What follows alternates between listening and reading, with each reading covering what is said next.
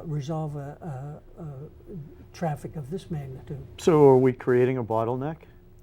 We've got a bottleneck on Friday night. Yeah. I mean, not long ago, mistakenly, my wife and I go to the movies on Friday afternoon, like the senior movie, and at 4 o'clock and so forth. And then we go out to eat. And the chateau we like, and so we went down there, and we got through dining about maybe 6 o'clock, 6:30. Uh-oh. Yeah, and you couldn't get out of that parking lot, and you just looked, and it was just a sea of traffic. Yeah. So, that's not just Burlington. What about Burlington Center with building 19 and a half probably going out? That's scary. It's been there. It's a Right. Burlington icon, and I mean, Right. that's one of the things that Ken Gordon and I spoke about. Both of the towns, Bedford and Burlington, where he lives in Bedford, are very sort of. I think that Burlington's got the best Christmas lights display of any town, anywhere. That's one of the things I talked to Bharat about too. Is there are so many things that go on up in the common, and having that green space up there really allows those things. The truck show with Al Fay.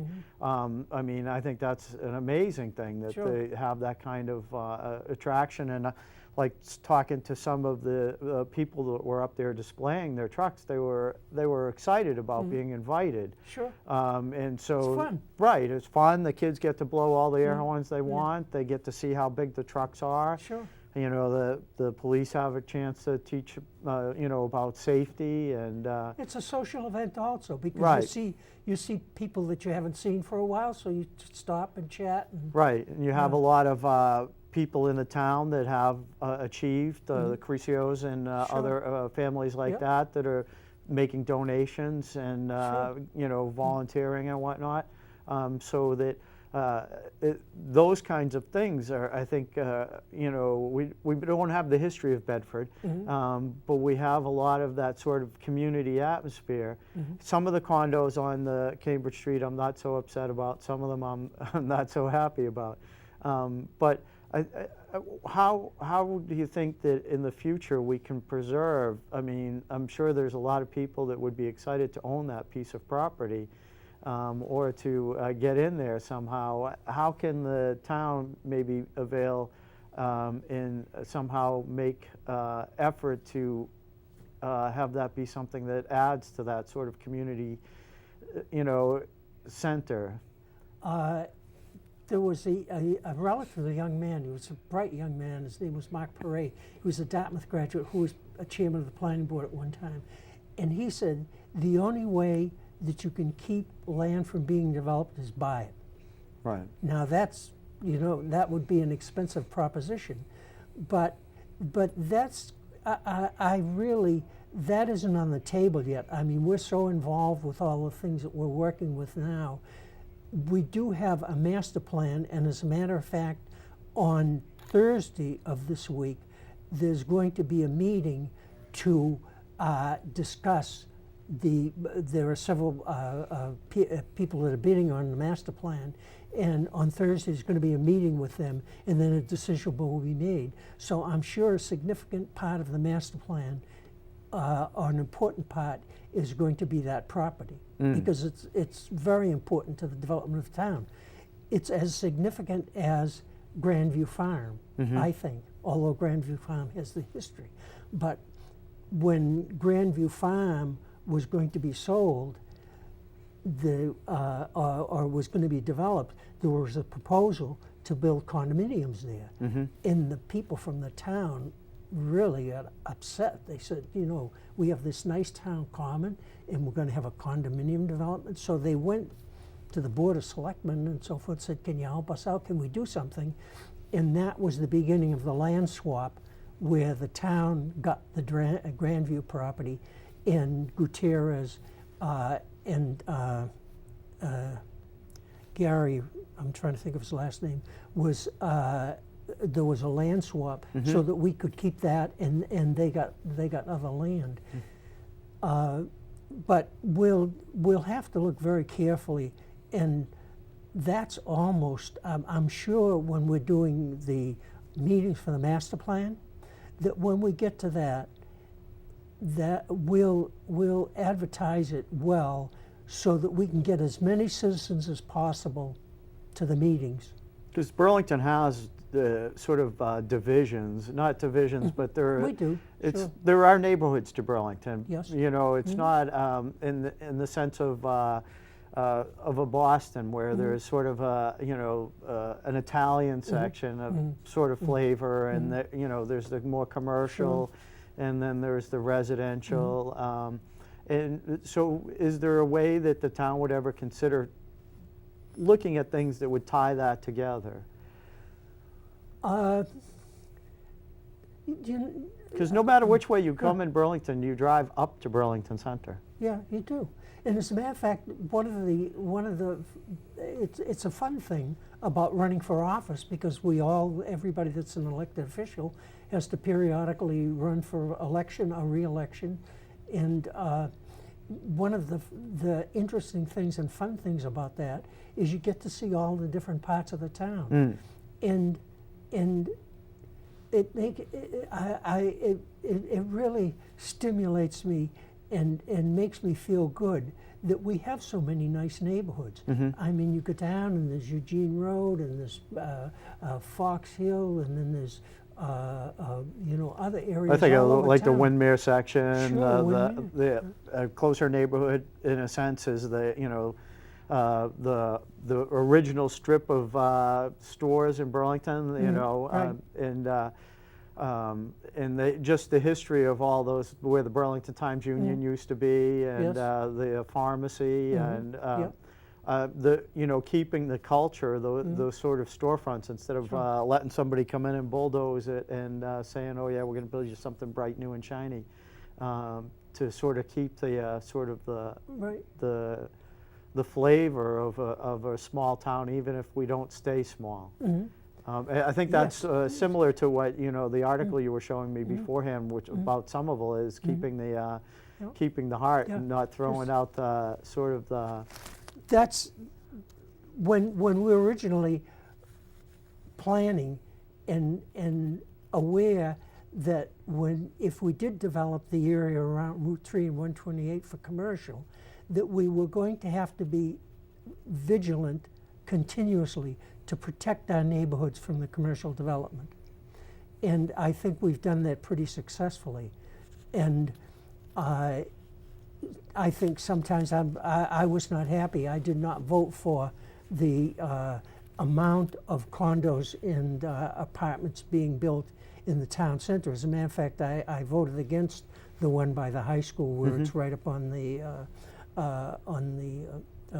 street, and the one behind it, right behind the historical museum. There was one house there which was moved. Right.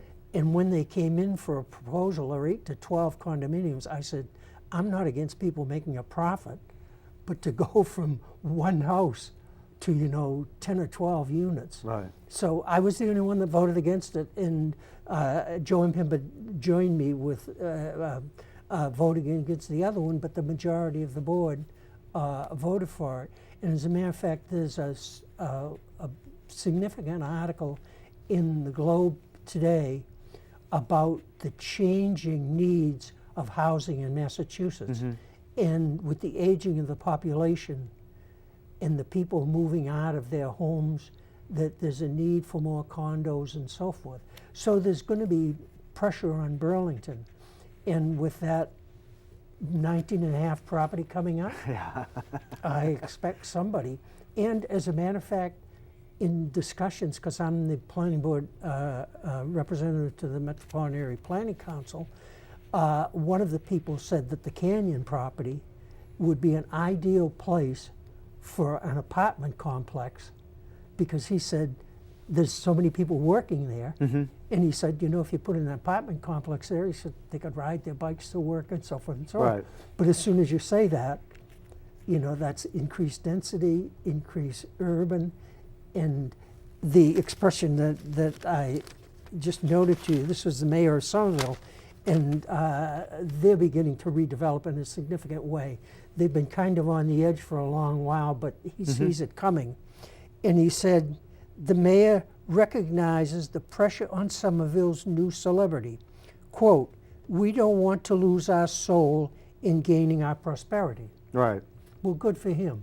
We don't either. Right, and We- that's You know, we want to continue to be the good suburban community we are. And as part of my interest, about 6 or 8 years ago, we did not have an open space bylaw, or we did not have an open space line in our use tables.